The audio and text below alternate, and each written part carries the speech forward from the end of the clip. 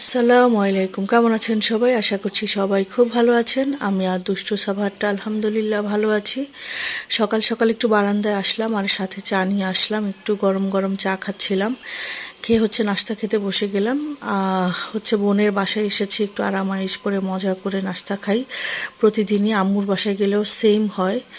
মেয়েদের আসলে এই দুটো জায়গা ছাড়া তো তেমন একটা যাওয়ার তেমন কোথাও জায়গাও নেই। তো আগের দিনের সব কিছুই ছিল, ইলিশ মাছ ভাজা, রোস্ট, গরুর মাংস। তো বোন একটু আবার এক্সট্রা করে পোলাও করে নিল, গরম ধোয়া ওঠা পোলাও দিয়ে খেয়ে নিলাম।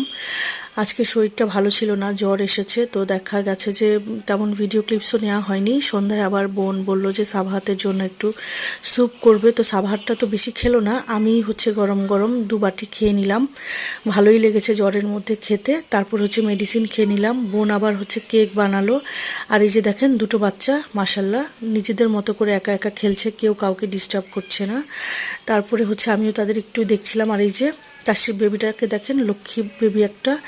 এরপরে বোনের হাজব্যান্ড আবার কেক নিয়ে আসলো। আমি তো দেখে খুবই আশ্চর্য হয়ে গেছি যে ছোট মানুষ তারাও চিন্তা করছে আমাকে একটু আনন্দ দেওয়ার জন্য। তো যাই হোক, বুড়ো বয়সে কেক কেটে একটু উদযাপন করে নিলাম নিজের জন্মদিন।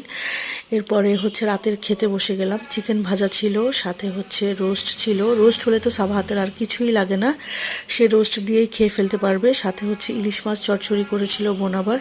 তো ভালোই খেলাম আলহামদুলিল্লাহ। এরপরে খাওয়ার পরে আমরা একটু দুজনের খেলা দেখছিলাম, আমি আর এই যে দেখেন, আমারটা তো সারাক্ষণই খেলার ওস্তাদ।